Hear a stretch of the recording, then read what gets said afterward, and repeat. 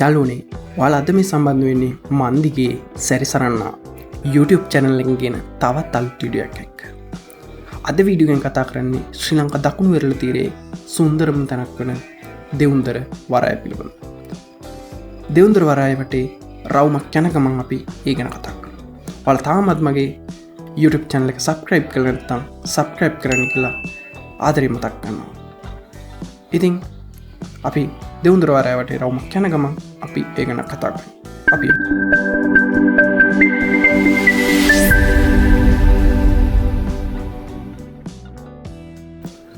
යාළුවනේ අද අපි මේ ලොකේෂන් එකට ආවේ මාතරට ඇවිල්ලා මාතරින් වැල්ලමඩමට ඇවිල්ලා වැල්ලමඩමින් වරාය පැත්තට වෙන්න පාලට පාරක් තියෙනවා.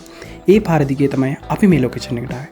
ඔයාලට මේ තැනට එනවා දෙවුන්දර රජමහා විහාර පැත්තෙන් වුවද මේ තැනට එන්න පුළුවන්. ඔයාලට දැන් පේනවා ඇති මගේ පිටුපසින් දෙවුන්දර වරායේ බෝට්ටු නවත්තලා තියෙන ආකාරය. දැන් ඔයාලට බලා ගන්න පුළුවන් දෙවුන්දර වරාය ඉදිරිපසින් බැලුව විට පෙනෙන ආයුරු. ඔයාලට පේනවා ඇති බෝට්ටු විශාල සංඛ්‍යාවක් වරායේ තැන් තැන් වල නවතා තිබෙන ආකාරය.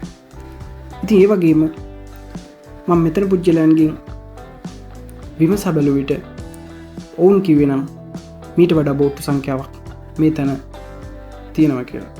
මොකද මේ දිනවල සිංහල අලුත් අවුරුද්දත් ළඟ එන නිසා සීලුම් බෝට්ටු දීවර කටයුතු වල නිරත වෙනවා කියලා තමයි දැනගන්න ලැබුණේ.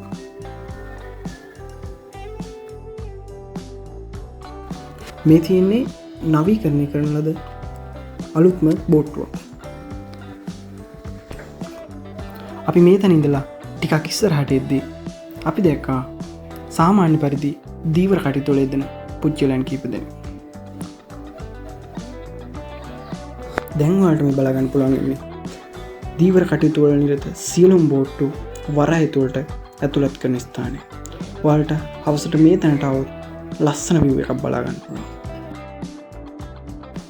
දීවර කටයුතු වලදී පැමිණෙන සියලුම බෝට්ටු ඔවුන් රැගෙන යන දැල්ලාම් පන්න මත්ස්‍ය සම්පත සියල්ල නාවික හමුදා අංශය විසින් පරීක්ෂාවකින් පසු තමයි ඔවුන්ට ඔවුන්ගේ බෝට්ටු නවතා තියෙන ස්ථානයට යන්න පුළුවන් වෙන්නේ.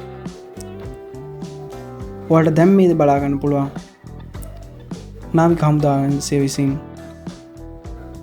බෝට්ටු පරීක්ෂාවට ලක් කරන ස්ථානය. මේ තමයි තියෙන්නේ බෝට්ටු පරීක්ෂාවට ලක් කරන ස්ථානය.